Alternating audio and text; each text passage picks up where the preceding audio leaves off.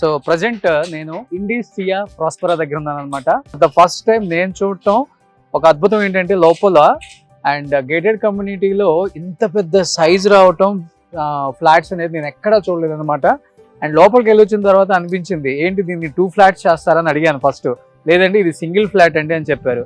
And ఇక్కడ మీకు కనిపిస్తుంది చూడండి Indicia Prospera 3 and 4 BHK apartments 2388 to 3434 square feet అనమాట. సో చాలా అద్భుతంగా ప్రాజెక్ట్ డిజైన్ చేశారు సార్. ఏం చెప్పాలనుకుంటున్నారు? కస్టమర్స్ ఒకసారి వచ్చి వాళ్ళు చూసుకుంటే ఈ అడ్వాంటేజ్ అన్ని వాళ్ళకే అర్థం అవుతాయి. మెట్రో పక్కనే ఉంది అంటే మనం గాల్లో ఏం చెప్పట్లేదు. Metro is at walkable distance. Connectivity బ్రహ్మాండంగా ఉంది.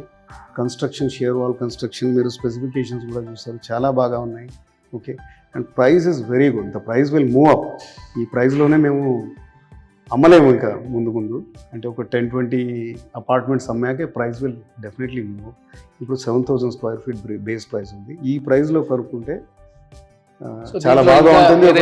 ఏదైనా తగ్గే అవకాశాలు కూడా ఉంటాయి. కొద్దిగా నెగోషియేషన్ ఉంటుందండి. ఓకే అండ్ తర్వాత మీకు అన్ని బ్యాంక్స్ తోటి టైప్ కూడా ఉంది. బ్యాంక్ లోన్స్ కూడా ఉన్నాయి.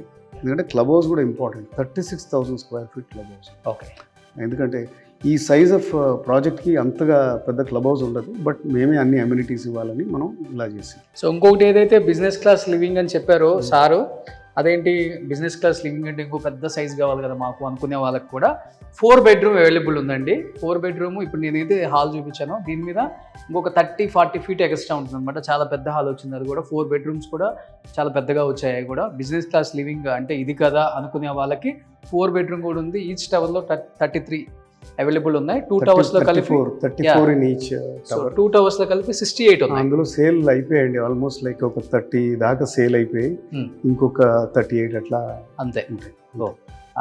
వచ్చి ఫ్లాట్ చూడండి. ఫ్లాట్ చూసిన తర్వాత కొనకుండా అయితే తప్పకుండా వెళ్ళరు.